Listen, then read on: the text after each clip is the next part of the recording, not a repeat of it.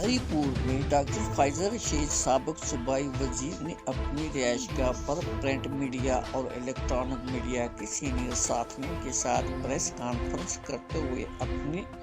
عوامی وطن پارٹی کا موقف بیان کرتے ہوئے کہا کہ ہری پور کی ترقی میں ان کا بڑا اہم کردار تھا۔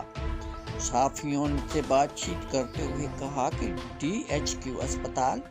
یونیورسٹی آف ہری پور ڈگری کالج، سالہ ڈگری کالج کے علاوہ دیگر بے شمار پروجیکٹ پر کام کیا۔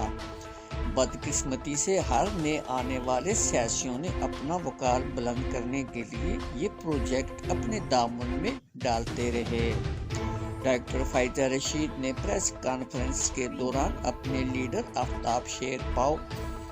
کی اقدامات اور موجودہ حکومت کی پالیسیوں پر خیالات کا اظہار کرتے ہوئے کہا۔ تیزی لانے کے لیے سارا جو پروسیس تھا وہ میں نے خود بائی ہینڈ دیا، اور جا کے تو جتنے بھی آفیسز تھے، متعلقہ سیکورٹی کے ادارے تھے،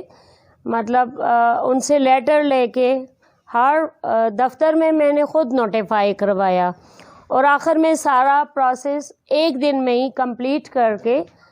سیٹ صاحب میرے ساتھ تھے، SHO کے میں حوالے کر کے آئی ہوں۔ کہاں 8 تاریخ، کہاں آج 21 تاریخ، کل پھر سارے آفیسز میں دوبارہ گئی،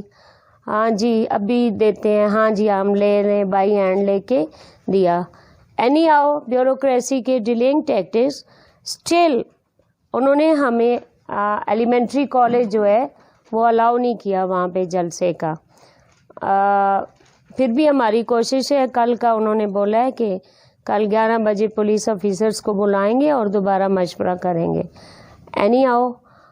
اللہ کرے کہ ہمیں اجازت مل جائے۔ بہت افسوس ہوا کہ MPA بن کے میں جسٹ ایک ڈیکوریشن پیس تھی، ہمیں کوئی جابز منسٹرز نے نہیں دی، پارٹی نے نہیں دی، بلکہ پارٹی کے کہنے پہ ہوتی تھی، پارٹی کو شیئر ملتا تھا، جابز جو ہیں فروخت ہوئیں۔